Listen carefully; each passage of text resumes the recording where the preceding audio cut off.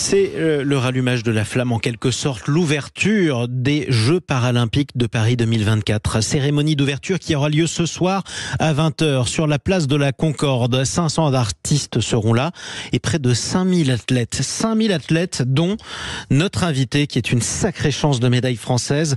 Bonjour Elios Lachoumanaya. Bonjour Jean-Marie. Soyez le bienvenu sur Sud Radio, c'est un honneur de vous recevoir vraiment, parce que c'est pas tous les jours qu'on soit un champion du monde, faut bien le dire. Vous êtes athlète de para-judo de l'équipe de France et vous avez une sacrée chance de médaille, en tout cas c'est tout ce qu'on vous souhaite pour ces Jeux paralympiques. Bon, j'imagine que vous ne pensez qu'à ces Jeux depuis plusieurs années déjà. Oui, c'est sûr que les Jeux, on y pense depuis quelques temps, depuis Tokyo déjà, depuis plus de 3 ans. On y pense, on les prépare. Et là, ça fait que s'intensifier. On en parle de plus en plus. Maintenant, la cérémonie d'ouverture, c'est ce soir. Ouais. Du coup, les festivités seront lancées. Et là, il n'y aura plus qu'à se mettre dans sa bulle, se concentrer et aller chercher une belle médaille. Ouais, aller chercher une belle médaille. À Tokyo, déjà, vous aviez remporté la médaille de bronze il y a 3 ans. Bon, évidemment, on vous souhaite encore mieux, ça c'est certain. Comment on se met dans une bulle pendant plusieurs jours? Comment on anticipe les différents combats qu'on va mener? J'avoue que là, ça va être assez compliqué parce que d'habitude, le judo est toujours au début des Jeux paralympiques et même des Jeux olympiques. La particularité, c'est qu'on sera vraiment à la toute fin des Jeux. Moi, je combattrai le 7 septembre, c'est vraiment le tout dernier jour de compétition. Du coup, ça va être quelque chose qu'il va falloir prendre en compte. Je vais ne pas me mettre tout de suite dans une bulle hermétique, je pense, dès aujourd'hui. Je vais continuer à essayer d'encourager les autres athlètes de la délégation, peut-être essayer d'aller voir quelques épreuves sans trop cramer d'énergie. Et au fur et à mesure, on va vraiment se renfermer sur soi, on va dire, devenir de plus en plus égoïste. Et en fait, le but du jeu, c'est vraiment de penser à soi, parce que sur le tapis, on est tout seul. Et voilà, c'est vraiment ne plus répondre aux sollicitations, peut-être pour certains couper les réseaux. C'est comme ça qu'on se met dans une bulle, parler vraiment que à nos proches et avoir des paroles rassurantes et encourageantes. Exactement. Est-ce qu'on passe dans sa tête et repasse le combat qu'on espère faire? Alors moi, j'essaye de pas trop y penser, surtout que là, on n'a pas encore les tirages. Le judo, c'est sur une seule journée. Les tirages, moi, je les ai 2 jours avant. Du coup, je pourrais à ce moment-là penser un peu à mes combats. Là, pour l'instant, en entraînement, je connais tous mes adversaires. Du coup, je travaille sur les différents profils que je peux potentiellement rencontrer. Mais rien de très très précis pour l'instant. Mais une fois que j'aurai les tableaux, je pourrais vraiment me dire, au premier tour, j'ai 7 adversaires. Je travaillerai à fond sur ce profil. Deuxième tour, ce sera potentiellement celui-là. Du coup, on y pensera un peu et ensuite on verra.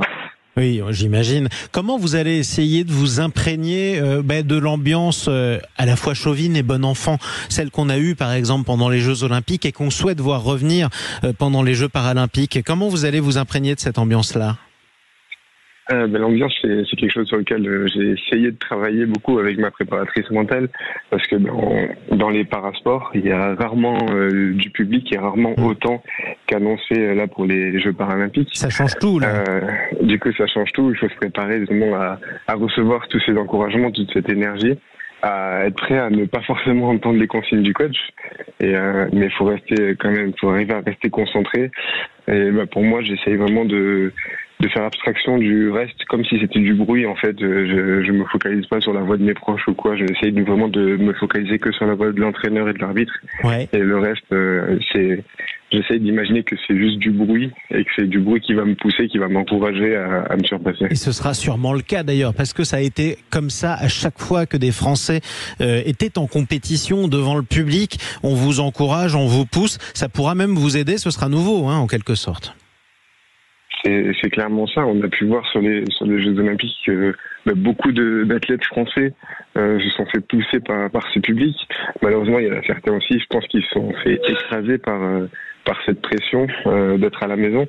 Mais j'espère faire partie de la première catégorie, d'être poussé par ce public, de vraiment prendre que du positif et surtout de profiter.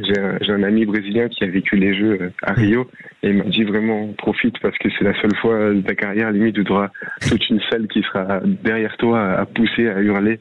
Et j'ai hâte. Et c'est pas la nouveauté seulement pour les Paralympiques. Regardez, on a vu des ambiances de stade de foot pendant les Jeux Olympiques dans une piscine. D'habitude, on voit pas ça. C'était pour Léon Marchand. C'est qui votre athlète modèle? J'ai pas forcément un athlète modèle. J'essaye de m'inspirer un peu à droite à gauche de plein de différents athlètes. Et après, sinon, je me focalise sur moi, ce que je peux faire, ce que je peux amener à mon sport, ce que je peux amener au parasport. Mais j'ai pas vraiment d'athlète modèle à qui je me réfère. Alors j'ai une dernière question parce que évidemment il faut le dire, vous êtes un athlète paralympique, vous êtes vous-même déficient visuel.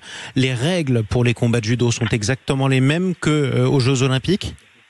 Alors concernant le judo, oui, le but du jeu c'est toujours de faire tomber son adversaire sur le dos pour marquer ippon. Et sinon après la seule grosse différence entre le judo valide et le parajudo, c'est que nous, au parajudo, on part avec les mains directement installées sur le kimono de l'adversaire. Comme ça, vous savez où il est.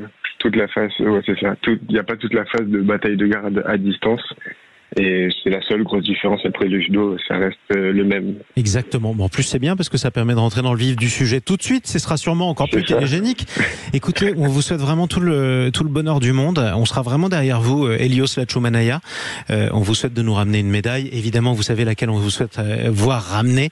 Mais en tout cas, prenez du plaisir à ces Jeux. C'est ce soir à 20h, la cérémonie d'ouverture. Place de la Concorde. Tous les Français pourront vous supporter, vous regarder, vous encourager sur cette place et on espère que vous irez au bout tout simplement. À bientôt. À bientôt. Merci. À bientôt sur Sud Radio. En tout cas, il est 8h14. Place à un autre combat, un combat avec un peu moins de règles, parfois beaucoup moins de fair-play, mais un combat politique en tout cas. Quel gouvernement pour le pays? Est-ce que le temps joue en la faveur d'Emmanuel Macron ou pas? 0826 300 300. Dites-le franchement avec notre éditorialiste Éric Revel. À tout de suite.